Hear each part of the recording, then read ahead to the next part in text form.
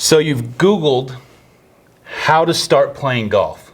Lots of stuff out there. Lots of stuff. Welcome. My name is Ryan. I'm a PGA golf professional. I'm Aaron. I own 1611 Indoor Golf Club and a swing instructor over here. Do us a favor, hit subscribe on the YouTube channel. We do everything from what we're talking about right now, intro to golf stuff. We're going to be doing a lot more instruction over the next couple of months and swing tips and different drills. Correct. We also do club reviews, pretty much everything performance-based you can think of from golf. Get through all of it. Where can they find you on like Instagram, Facebook, all that? Everything's under 1611 Indoor Golf Club across all platforms. I'm just going to throw you for a loop. And for me, everything's going to be under Ryan Miller PGA. So, getting into the game of golf. Let's start with what are some of the things you wish before you ever picked up a golf club you would have known prior to doing that? So I'd say probably the biggest thing and thing that we see here is people go, I want to start playing golf, and they go to big box store or academy or something and just grab a set of golf clubs off the rack and go start beating on it, and they find how difficult the game is, and lots of times your clubs will make it more difficult on you. Maybe it's not the right length, not the right lie angle, all these kinds of things, or just those clubs from academy and stuff, the technology isn't really there, and it just makes it more difficult to play the game. So getting fit would have been something that I, right off the bat, think that all golfers should do, and I should have done whenever I was growing up. So, and we're going to say this with a little asterisk because obviously there's a cost perspective to this. Correct. If you're not sure if you want to play the game long term, then obviously a less expensive version, because golf clubs, let's be frank, if we look at both of our golf bags, there's probably about $5,000 worth of equipment per bag. And so we're not saying that we're going to dive you into that end of the into the pool. No, but not yet. But knowing we can still do a custom fit to a point box set that you can get in and out for $500. Yep. And that's really, if you're starting off and you're not sure you want, that's where I would say, but start with talking to a golf professional, either here at 1611, Maverick Performance Golf. It doesn't really matter. Your local club pro, even the professionals. Opinions. Yeah, even the professionals at some of those bigger box stores. Don't just go into PGA Superstar, Golf Galaxy, Dick's, whatever, and buy the first thing you see and run out. Say, I like this brand because it looks cool, and just walk out with it. Right. Because you might be a bigger guy with a faster swing speed, and you might walk out with a regular flex. Well, you're going to be working against yourself there pretty extensively. So, with that being said, let's talk a little bit about golf clubs, because there's I think that's probably the biggest misunderstanding when it comes to beginners. Like, well, where should they start in the spectrum of golf? So realistically, and I'm going to say there used to be 3, there's probably 4 types of manufactured golf clubs now. So like Ron was saying, we've got different kinds of golf clubs. You basically have your game improvement, kind of one step down from that would be between kind of a player's iron and a game improvement. Then you have kind of a player's iron cavity back type, and then you have your muscle back or blade style. So you kind of have 4 types now. Beforehand, it used to just be, game improvement, cavity back, blade. That was it. And then now most of the manufacturers have at least 3, some 4 lines of clubs within their manufacturer. There's a lot of lapse over when it comes to irons now. It's not as cut and dry as you're a tour player, you need to be playing a blade. Oh, you're a 30 handicapper. And listen, it's based on swing type more than it is scoring ability, because you might be the greatest putter on the planet and hole everything out from inside of 30 feet, or inside of 30 yards on the green, but maybe you have a really hard time getting the ball up in the air. And so don't take it so much as advanced player, beginner player. Take it more as swing type. Yep. And when we say that, swing type, there's always going to be, obviously, path and plane are a big thing. First and foremost, again, not just in equipment, but in instruction, get professional help. Yes. Start off the right way. You'll be more efficient with your practice time. Yes, it would be way easier in the long run to get, not saying you have to do a whole series for $5,000 of all these lessons, but like, go talk to somebody and get some basics on stance and grip, or maybe watch some of the stuff that we have, or we'll talk about some of those basics on stance and grip. But getting you into a club right off the bat, we'll start at the high end of kind of your max game improvement. This one that we have here is the Cobra. Things that you see with your big game improvement irons, number one right off the bat, the sole, the bottom of the club where the number's stamped, these are going to be a lot bigger, a lot wider, fatter, chunkier soles. and those are made to, most of the time, get through the turf a little bit easier, help get the ball launched up. Well, and keep the toe to heel more stable. Correct. Yeah, we're all about forgiveness when it's coming through the turf, we don't want it wiggling and doing a bunch of stuff. So that fat sole helps out with that. Also, when you get to the back of it, you can see what they call kind of a big cavity in there. So there's a gap between like the back of the face and where the back of the club is. They move weight around in there and drop it down to the bottom and move CG and all these technical things. But all this is done to help you maximize launch and get you some ball speed and those kinds of things. And these kind of golf clubs, if you are somebody who's, say, maybe a better player and you're really wanting to work the golf ball right, left, clubs like this are really made to hit it high and hit it straight. They're not, obviously, yes, you can move it left and right, but they are typically made to high and straight. That's what we're looking for. So if you have a hard time maybe getting to what we call a negative angle of attack, i.e. you're hitting down on the golf ball, this is going to be more kind of what you want because you're putting more mass beneath the golf ball to create that height.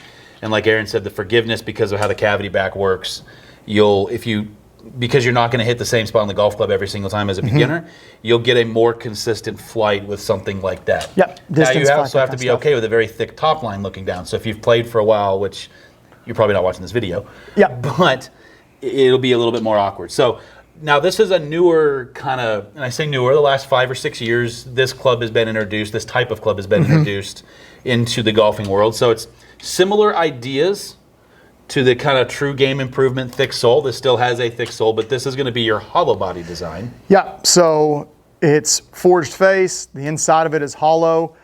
They still have weight down in the bottom to help with that launch and stuff, but it's just getting you a little bit more into a player's iron, having a little bit less forgiveness of it. Something that I did skip on the first one that we talked about is whenever you're looking at from the shaft to the face is offset. So as you get into a more game improvement iron, you have more offset. So what it's doing is it's setting your hands a little bit in front of the club face to help you hit down on it, get that kind of launch and that stuff. That's something that you'll see start to go away as you get into the higher level or the more player, tour, or pro, or whatever you want to call it. Irons will kind of take that offset away. That's kind of where this one is moving to. This is a Srixon ZX4. TaylorMade makes, well, basically every manufacturer makes a hollow-bodied club now. It's a little bit lighter, a little bit hotter, springier off the face. Distance is kind of there. So that's kind of where you would move to next from the game improvement side. And as far as a stepping stone of player, kind of what you're looking for is these are going to be in the same ballpark. The biggest difference would be the more forged feeling face. And on top of that, typically this looks more like a player's iron. The hollow body looks more like a player's iron versus with having that big cavity off the back. So you get a cleaner back line. Yep. So then moving on now, let's say you've been playing for a little while, and we're going to blow past these because this is really not who the video is meant for. You moved on, maybe you're a single-digit handicap now. Then you're going to move into more of the harder to hit things. Less forgiving. So we're holding two Honma clubs in our hand, the TR20V and the TR20B. The V is just a small cavity.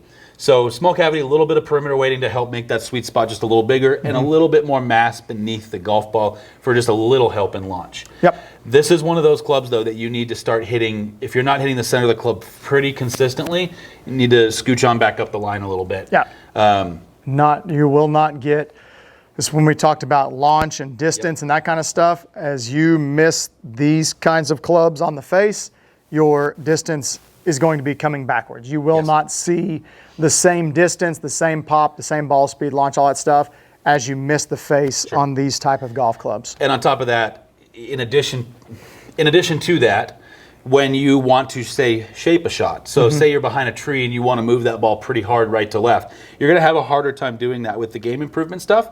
This is going to move easier.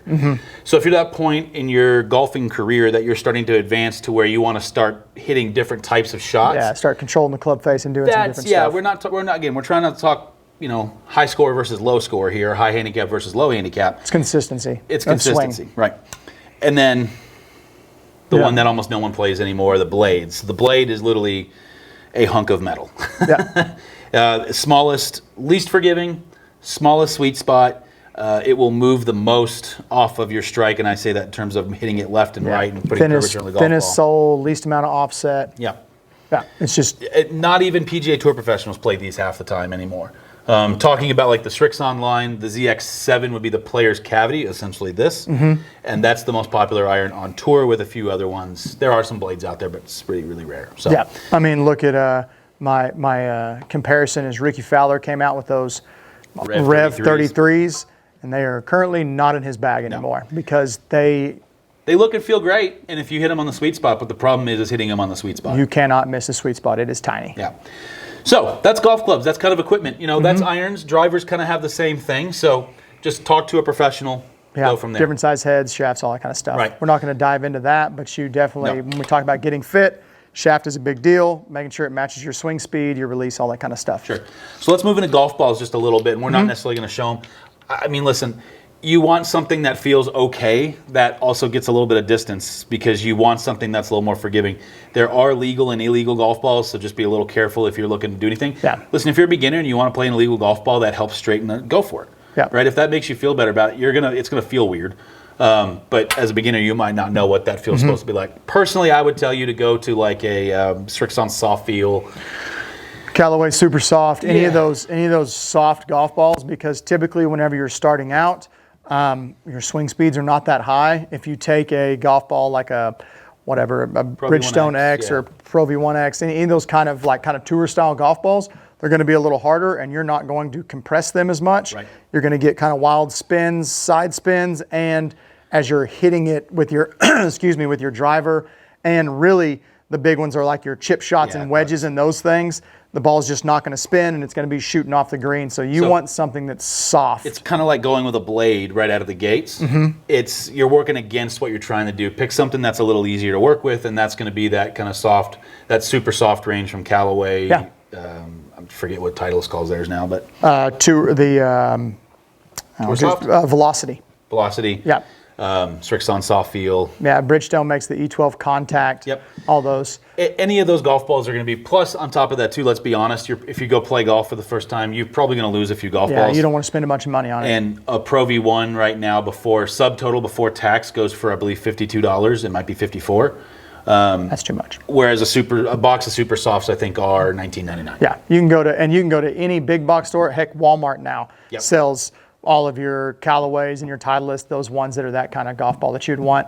Jumping into one more thing that we didn't really talk about, but when you're going out to the golf course to play, I saw, and I forget his name, we'll put something in there about him because he's hilarious. It's Mono, I think. Is that his name? It's the new guy on Instagram, like a guy from Mexico. Oh, so funny. But he had a really cool video with that Haley Storm girl, and he was talking about the tees and like what tees you should play on the golf course. And they stepped up to like the red tees, and then she was like, "Oh, we're on the ladies' tees," and he's like, "No, these are not the ladies' tees. These are the forward tees. So get the lady and the senior and all these things out of your head." We'll put a link down there about where to go look at the length of golf course you should play. You can base it on driver carry distance or 5-iron carry distance, whatever it is. There's stuff all over the internet. Type it up. Play the correct tees. If you go out the first time and you jump on the whites or the blues or the chain, you're playing something like, call it 6,000 to 7,000 yards the first time you go out, you are going to hate your life because you're going to shoot a million. Play something easy, play something fun. You're learning the game. Yes. With that also being said, on a golf course, start with 9 holes. There's no reason to dive into 18 holes. That's the reason why so many of these driving range style places are popular is because of time. Yep. It's potentially 4.5 hour round of golf. You're playing 18 holes, and as you're learning, don't put yourself through that. Yeah, and then you go get play out, 9 holes twilight during the week. Yeah, you get out there and it's busy and crowded, and people are all around you, and you're waiting on people, and it's just you're putting yourself into a bad situation. Come to a place like 1611 where you get that experience, but you can be in a private bag, because that's another thing too. Is a lot of people are very self-conscious about their golf swing when they first start off, and so having the ability to come into a place like this and hit on a TrackMan, which is a PGA Tour level thing, doesn't mean that you can't. It's not the same as equipment here. Yeah. All that is just very, very accurate. And But you can have a private bay in here minus that window.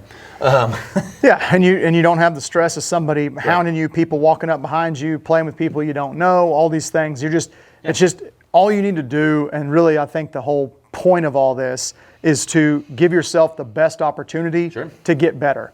And what's the best opportunity and the best way for you to get better is to make it as easy as possible on yourself, because again, going back to it, extremely difficult game. Like, it's just hard. It can be harder though, and I think that's you can make it a lot harder on yourself. So many people get into the game and they play for years and then they quit because it never got easier. And those are the people that are doing it the wrong way. I'd much rather you buy a $500 reasonably fit box set and take the other $500 you might have spent on something that was too expensive. Go get some lessons. Take some lessons, go practice, pay for a membership at a facility like this or a practice range facility. Or something. And then just go do it.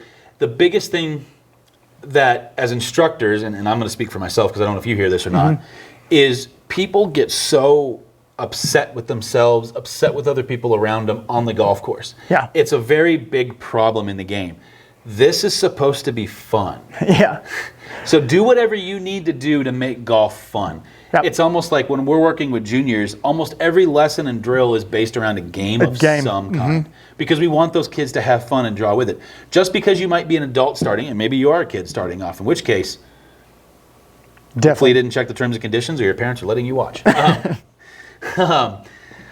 Legal disclaimers. No, but if you're an adult starting off, make it fun. You might not want to play the silly games the kids play, but there's something to that. Just because you maybe don't want to put a bunch of hula hoops around, a chipping green, in your mind you can kind of still do that and play a game in there. And plus that helps you perform because you're putting a little more pressure on yourself to execute a shot instead of going, I got 400 golf balls sitting here. It doesn't matter if I shank 300 of them. Yeah. As long as I hit a few right. No, that's absolutely right. And the whole thing of, watching those people sit out there and get upset, and it's kind of rude, but it's very true. Like, when you're starting out, you're not good enough to get mad.